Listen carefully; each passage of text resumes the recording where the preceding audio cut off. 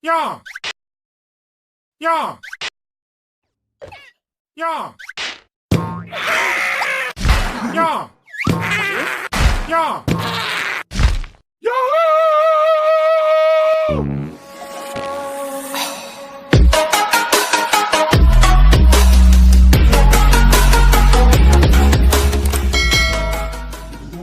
Mag-review lang po ako ng LAZADA item na na-order ko mga 2 days before, so dumating siya ngayon. So actually ito po ang item na galing sa LAZADA na in-order ko ay isang padlock na which is good for my motorcycle. So okay na tayo.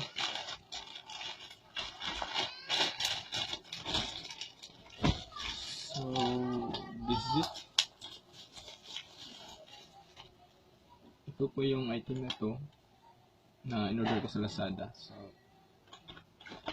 I think okay naman siya. Wala namang na-deform. So let's try to open.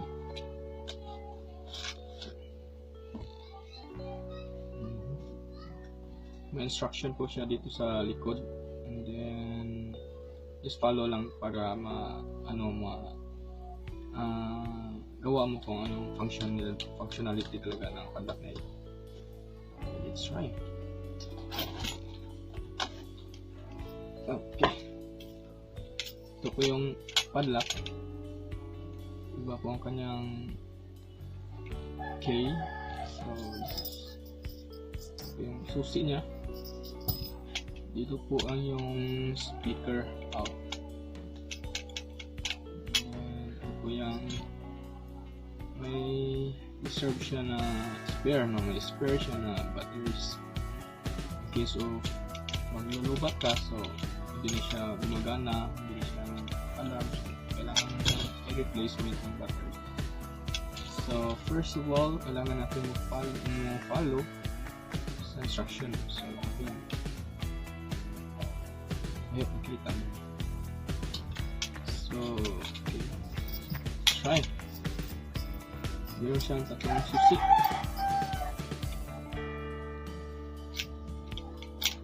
Okay. So naka-open pa siya. Nakikita natin may screw siya sa sa ilalim. May screw dito. So follow po tayo sa instruction. Nakalagay po dito, insert key, turn in a clockwise direction and remove the shackle. So ito pala yung shackle. And then replace the shackle into lock with groove towards keyboard. So sabi niya dito, kapag ordinary yung padlock lang ang gamit mo dito,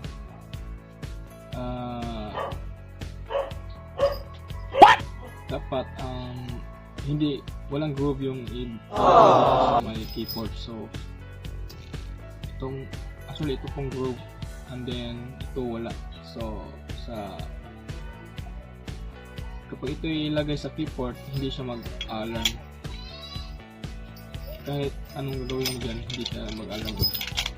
Ordinaryo lang kasi yan na padlock. Nakalagay dito,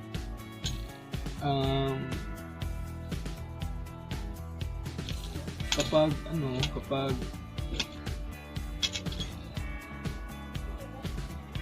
ordinaryong padlock lang siya, so hindi talaga siya mag-alarm. And then dapat kasi 5 seconds within vibration mag-alarm siya. So kahit anong gagawin mo dyan, hindi niya mag-alarm kasi ordinaryong padlock lang ito ang ating ginawa sa padlock na ito. So let's try na magtunog siya ng alarm function. So okay, so kailangan natin nakalagay dito, replace shackle into lock with groove towards keyboard. So ito po yun, may groove. So okay, open natin agad. Okay, so po naka-open. So, ito pong may groove. So, at itong keyboard, ito nga side. Okay, ilagay natin ng may groove side. So, kalagay dito, the lock will beep at this point. Remove the key and the alarm will set after 50 seconds. So, mag-set po siya ng 50 seconds pag nakalagay natin ito. Ang groove ng keyboard side. So, okay, let's try. Okay, ito, nag-beep siya. So, dapat i-lock natin. So, naka-lock na siya. Okay, so, yun. Nag-alarm siya. Nag-set siya ng alarm. Okay. Nag-alarm